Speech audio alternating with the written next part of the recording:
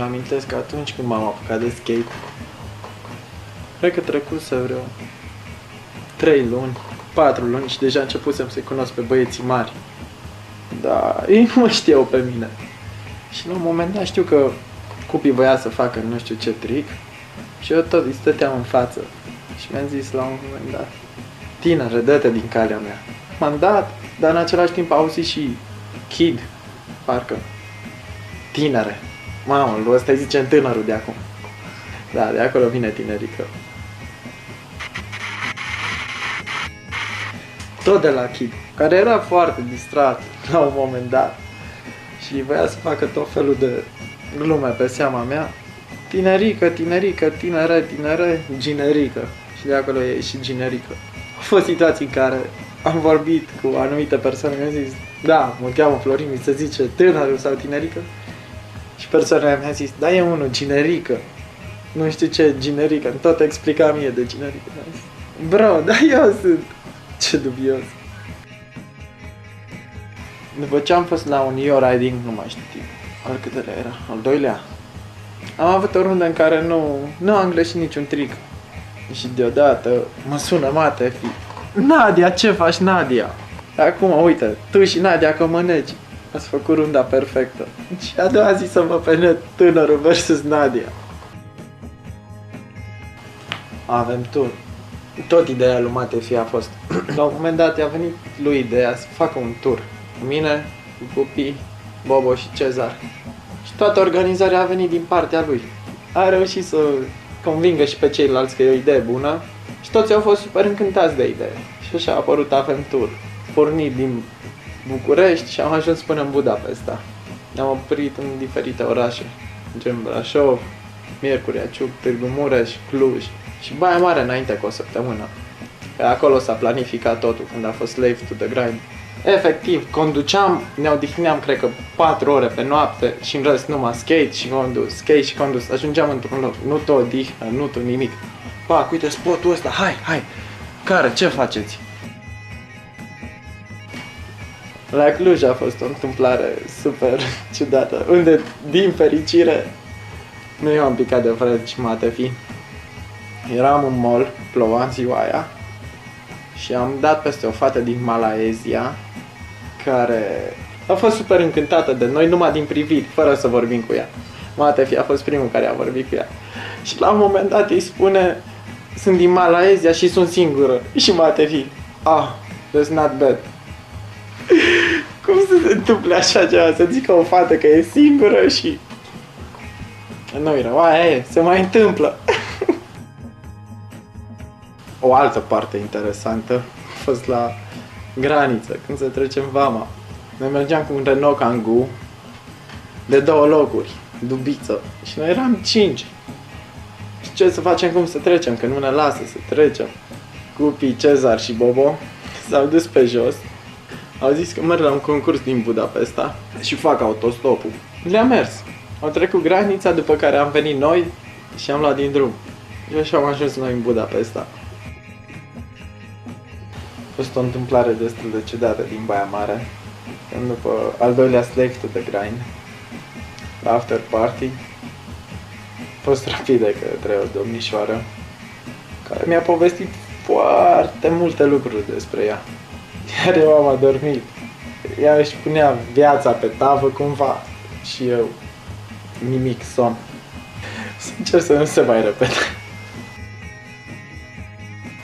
Sincer să fiu, am citit o singură carte în viața mea și a fost clasa 1.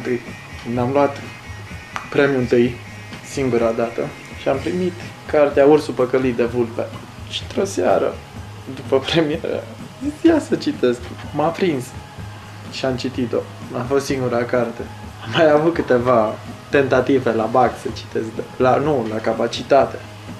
Au eșuat. Pe a început clasa a 12-a și tocmai plecasem în aventură.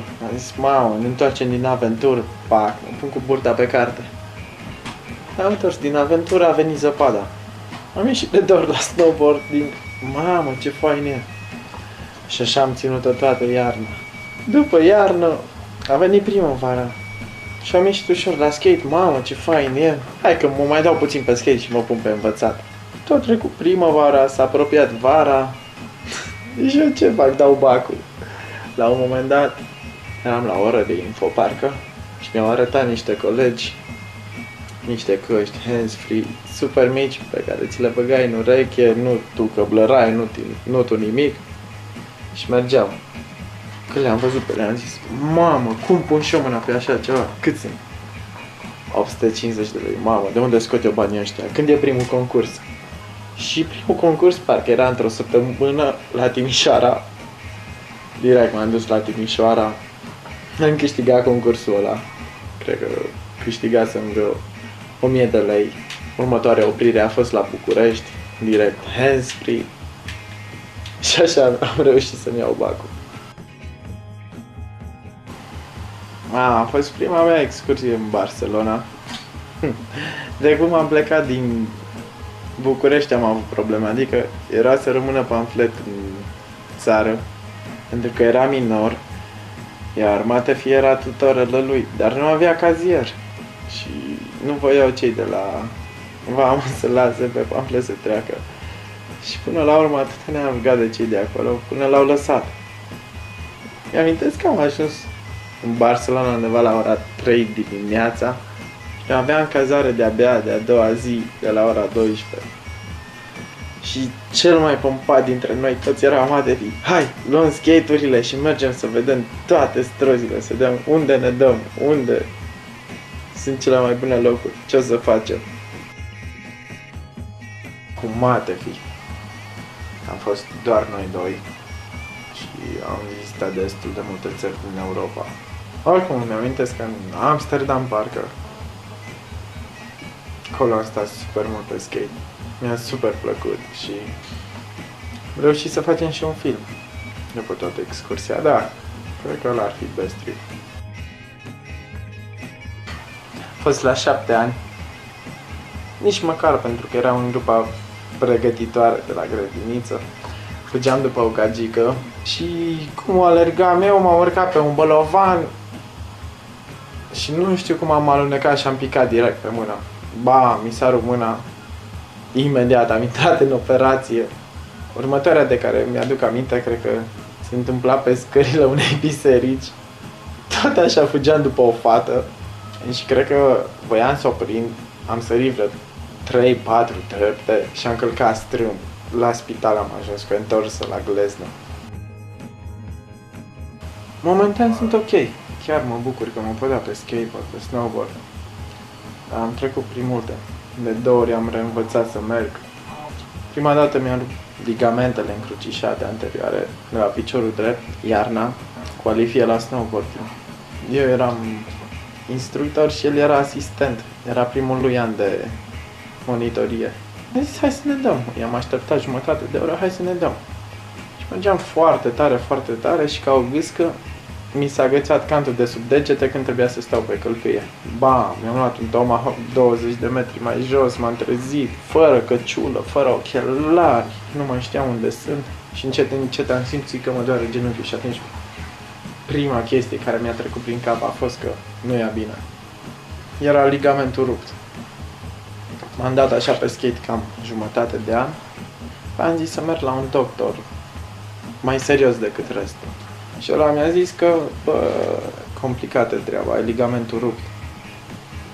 Și am zis, nu bine, și ce se poate face? Păi trebuie să te operăm, să spunem un ligament nou. Bine, ne operăm.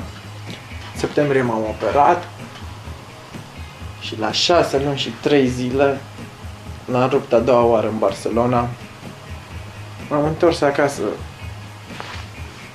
la începutul lunii aprilie și pe 3 mai m-am operat a doua oară și de atunci ne-am văzut de recuperare și am luat toate lucrurile foarte încet. Și momentan totul e super ok.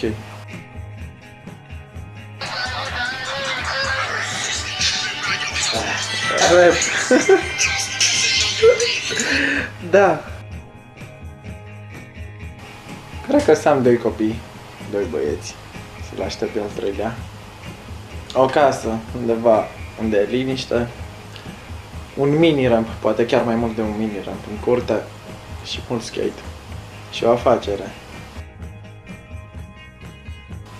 Toată chestia cu motoarele a pornit de la faptul că am câștigat un concurs în București, unde la locul întâi s-a dat un scooter Vespa. Prima dată când am ieșit cu el pe stradă, bam, mi-am luat o trântă de știu ce-i cu mine. Era început de iarnă, polei pe jos, și într-un sens giratoriu. Am zis că îl forțez puțin, dar de unde? Mi-am luat o trântă de n-am știu ce m-a lovit. M-am trezit pe jos, scooterul lângă mine încă era pornit și am mers mai departe. Și de acolo, în următorul an, în primăvară, mi-am luat Honda VT500 Custom. A fost super șmecher, super tare. Mi-a plăcut mult pe el. Și într-o zi a venit Flaviu cu un motor Honda Hornet. Era altă chestie. Când băgam mâna în gaz și vedeam cum pleacă, cum pot să depășesc mașina, mi-am zis, mamă, neapărat, îmi trebuie și mie una mai puternică. Și mi-am luat un GSX-R. Am avut câteva întâmplări destul de interesante. Cu pamfletul ăla la București. Avea două ghiozdane în spate, un skate în spate, skate-ul lui sub fund și n-avea full face, avea o cască, semi și ochelari. Când am ajuns aproape de București, pamflet nu mai avea o lentilă la ochelari. Mi-a cam pierit cheful de motoare. L-am vândut pe ultimul anul trecut și am stat toată vara la mare cu banii de pe motor. Păi momentan o să aleg o blondă, cu toate că nu cred că sunt atât de mofturos. Mă las prins de toate domnișoarele, indiferent de culoarea părului. Cred că de fapt nu știu mare lucru despre gagici, toate că am avut o prietenă 2 ani. De fapt, după relația asta încep gagicile. Se întâmplă deseori să vezi o gagică pe stradă, rămâi cu capul așa, rămâi cu capul strâmb. Sau mai recent, Răducu, Mirancea la Cluj. A rămas cu una strâmbă de la gagici. Vezi? Pot fi și dureroase gagicile. A fost odată la mine, cred că într-o iarnă, urma să mergem la Predeal, să ne dăm pe snowboard sau ceva de genul. Și a rămas peste seară la mine. Dormeam în paturi separate. Aveam 2 paturi în cameră. Și în mijlocul nopții mă trezesc cu Bobo lângă mine. Stătea în genunchi. Mă trezește din somn. Cari. Și eu mă uit la Bobo. Bobo, ce-ai pățit? Ești bine? Cari. Păi și-a dat și el seama de ce face. Și... scuze, am visat. Da, Bobo, nu-s Cari. Sunt Florin. Cred că în momentul de față cea mai bună alegere ar fi patul. Acum 3 ani, cred că aș fi ales Street. A început să-mi se dau de gustul spoturilor care erau pe stradă. Și era foarte amuzant să vezi cum din tot felul de locuri, fără rost, găsești ceva bun pentru skateboarding. Până atunci mă dădeam destul de mult în parc. Și cred că acolo am învățat destul de multe chestii, dar ulterior a fost mai amuzant pe stradă. Și ulterior în pat. Cred că asta e ordinea. Parc, stradă, pat.